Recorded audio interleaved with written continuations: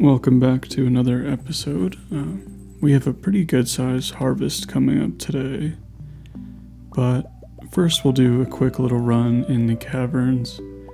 I'll keep it pretty brief just because it wasn't very eventful, and then we'll get into some heavier chores kind of stuff going on. I just came inside from dealing with a fun new squirrel problem, and they're digging up all of our peppers, so usually they don't dig a lot. We try to kind of keep them happy, and we feed them and stuff far away from the garden, but that's not working this year, so I don't know what we'll do. Gotta find a different creative approach to dealing with squirrels. So I kind of don't want to do anything mean, because they live there too, and it kind of seems unfair to take that away from them, so I don't know, that's where I'm at today, trying to brainstorm squirrel solutions. But anyway, we have good enough luck and a rock candy to jump into the caverns with. So we'll do, it'll be a good run, but it's just not like that impressive, so we'll do a quick run in there and then kind of finish up the last of the major summer stuff. I think the next time we harvest after this is on the 28th. So this is going to be... I guess this is the deepest we've ever gone in the Skull Caverns. So floor 212, which is actually pretty good. And then even further, so... I guess I was lying. This is a pretty good run. And yeah. It's not a very heavy iridium run. Like, I don't even have 300 yet, and I'm this deep in. I think I'll reach over 300, but, this is pretty good progress at 11 o'clock. Uh-oh, I just saw a truck drive by. That's carrying really heavy equipment, so hopefully that doesn't start doing some stuff. I don't know why they're doing so much construction lately, but we also had our power go out this morning. Like at 6 in the morning, one of the transformers in the neighborhood exploded, which is surprisingly common. And they fixed it in an hour, which is cool, but it's just been a loud couple weeks. Anyway, I feel like I'm very distractible this morning. But here we are. Yeah, so we hit over 300 iridium. So this is a really good run. This is ideally what you should be doing pretty much every couple times you come here, every time you come here. And that'll be the case once those crystallariums are in motion and I can staircase down faster, but for now, I don't know, it's just a pretty good run and I'm happy with it. And I think this is the episode where I finally make more crystallariums, which is rare for me. Or not rare, but it's been a long time coming. I've been talking about it every single episode. And I think I finally end up doing it. I don't want to get your hopes up, because maybe I don't, but I think I do. And also, I think last episode I must have forgotten to use a rain totem. Because for some reason it's not thunderstorming today. But I don't know if I just stopped caring, or I forgot, or there was an event. One of those things probably happened. Either way, it doesn't matter too much, because we have so many batteries saved up. I think once you reach 50 batteries, you're probably safe, because you never need more than... I don't think you need more than 50 iridium sprinklers. Maybe we do. We just don't need that many, and you'll get plenty. So yeah, there's my 4 crystallariums. And this day is a pretty big chore day. This is my big harvest day, this is my big forage day, this is pretty much everything. Saturday is always my heavy errand day. Even when I play later on, when I have wine and stuff like that. I'll get into that in a second, but yeah, so we're harvesting, replanting.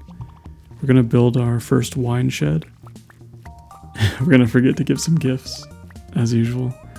And we're going to go to the mines again, even though we shouldn't have. And then, yeah, just keep kegging and tapping. But like I was saying, I usually save like every Saturday as my big day to take care of all the farm stuff, all the foraging stuff, because it's your best day for forage because everything resets on Sundays.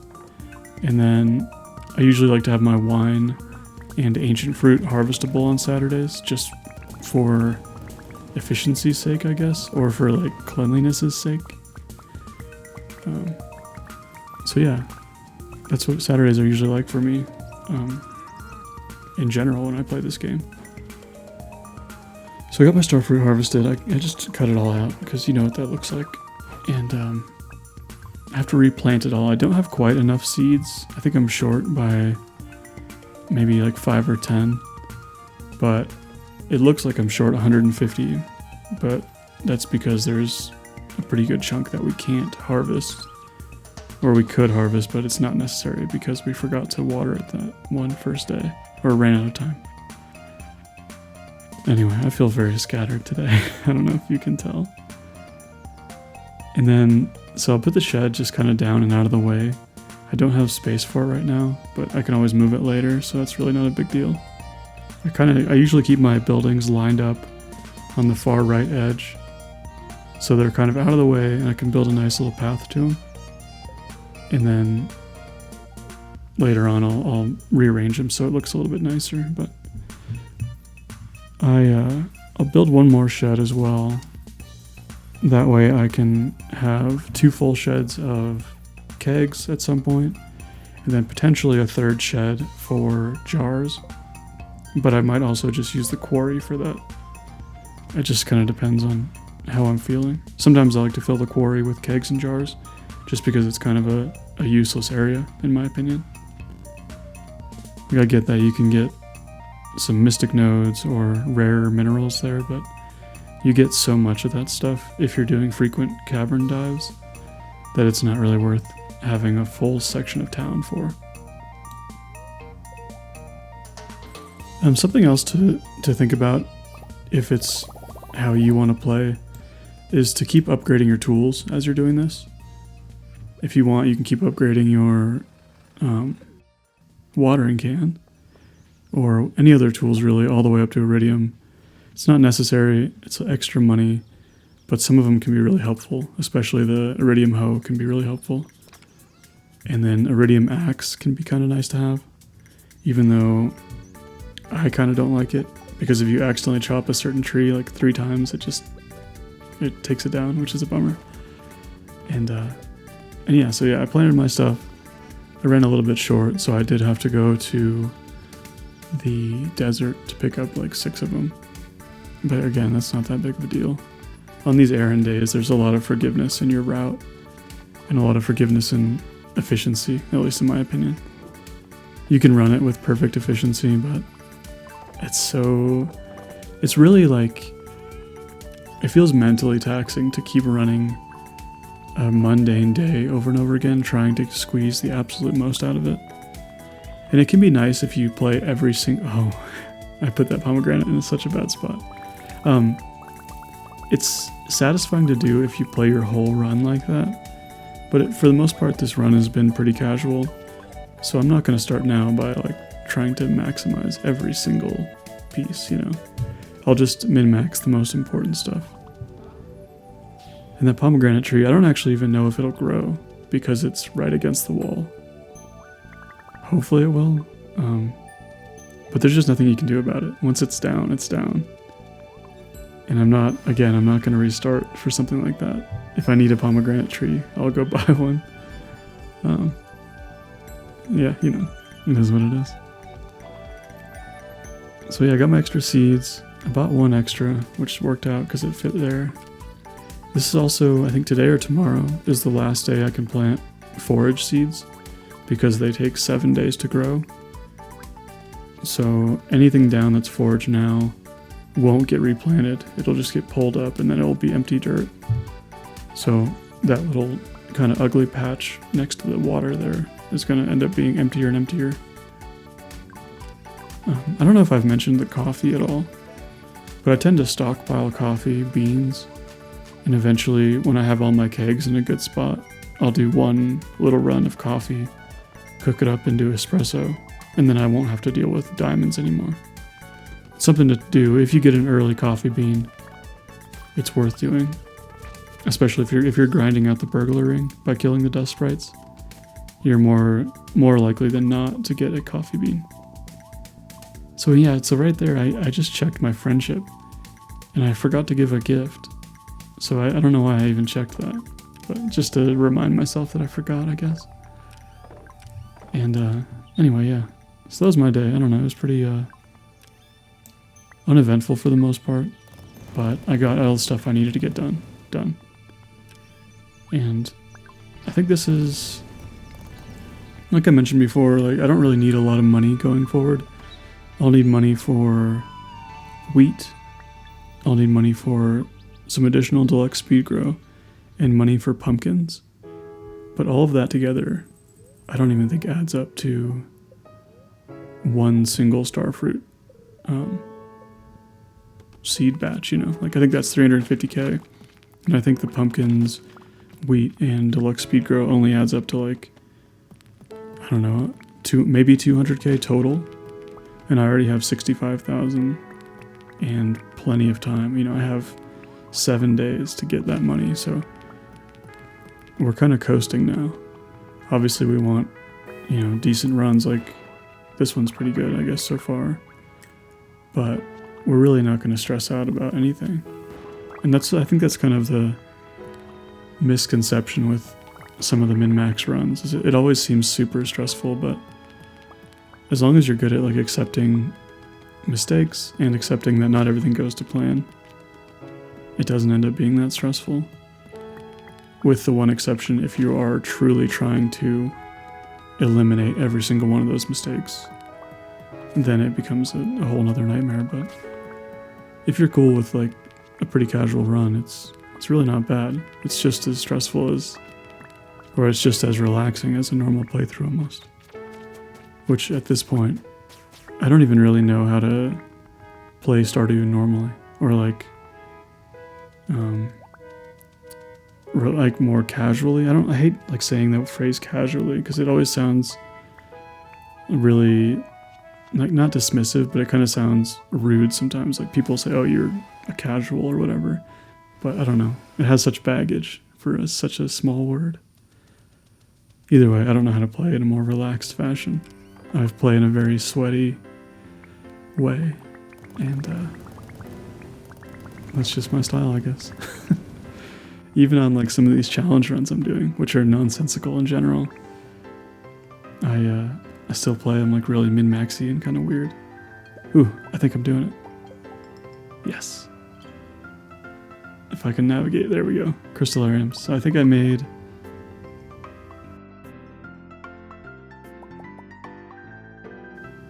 I just made 9 of them, I guess. 10, just full 10. So that'll be really, really nice. That'll bump up my jade production significantly once I get them all filled with jade. Because I'll have 14 crystallariums. I think it's every 2 or 3 days. 3 days, maybe. So that'll give me like anywhere from 28 to, you know, potentially 42 jade per week. And then that'll give me a guaranteed 42 floors within the first hour or so of caverns every week, ideally on the magic rock candy days. So those runs, I'll end up getting, you know, crazy deep in the caverns with tons of iridium and ultimately take even more pressure off the whole run. So that'll be cool. Ideally, I would have done that probably like 10 days ago, but I didn't, so it's all good. So yeah, we're on to this 22nd. So today we are going to give Demetrius a gift. And we're not going to upgrade our coop, even though we really needed to do that. And we have the resources and the money and robins available. And I think we actually go to the carpenter's shop. Yeah, I wrote forget to give gifts on there. That's not true. We didn't forget. I don't think. And then, yeah, I'm going to buy some more salads. And keep kegging. This, I think this is my least favorite part of the run. It's like managing the oak forest. Anyway, I think for week 7 we did pretty good. The only thing we didn't do was the iridium sprinkler switchover and upgrade the coop, which is fine. The only reason we didn't do the iridium sprinkler switchover is because we already lost out on like 150 starfruit, and I didn't want to lose any more, even though I potentially change my mind on that in the future. Because in order to do the iridium sprinkler switch out, you kind of have to sacrifice a few starfruit, and I'll get into that later on when I actually do it. But for week 8, we have our final harvest. We have to get all that DSG for the pumpkin expansion, which I'll elaborate more on. We also have to start crafting and expanding those iridium sprinklers and kind of catch up on our community center stuff.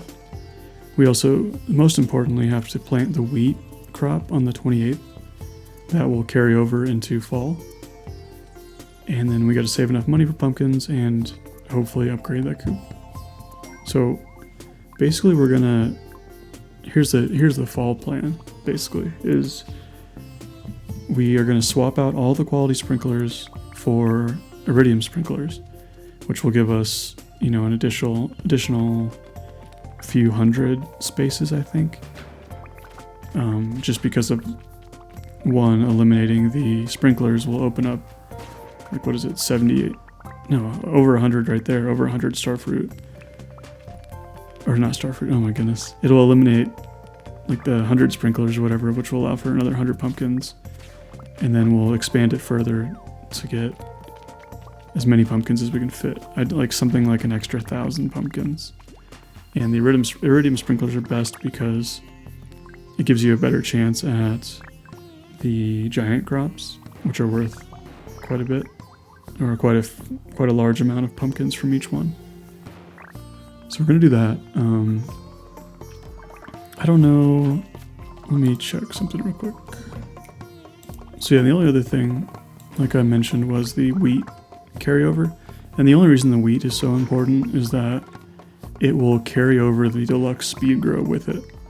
So if you don't have any crops in those spots when the season changes, all the soil will revert to normal.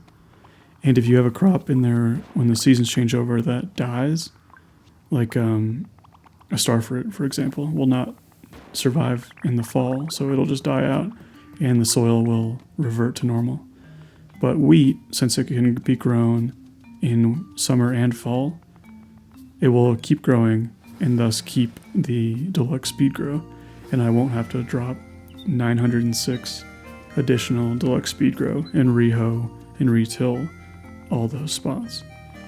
And wheat is just the best candidate for that because it's so cheap. It grows really, really fast, and you can scythe it all down really fast. It's not really worth much. I guess the hay is valuable for keeping your animals fed, but it's just a really cheap crop that only costs around 10 grand to save an entire day's of work, so it's super worth it. And that's why it's so important in this run. So I'll do that maybe next episode, maybe the one after. I think there's probably 2 more for summer. And then, yeah, so this fall will be... I'm not sure how fall is going to be yet. It's going to be a lot of skull caverns, obviously. And a lot of... I mean, it's basically the same as summer, but less stress. I'll have a lot more time to kind of do whatever I want to do. I'll probably grind friendship with Demetrius a lot heavier. But otherwise, it'll be a pretty chill season, so I will see you next episode for more summer.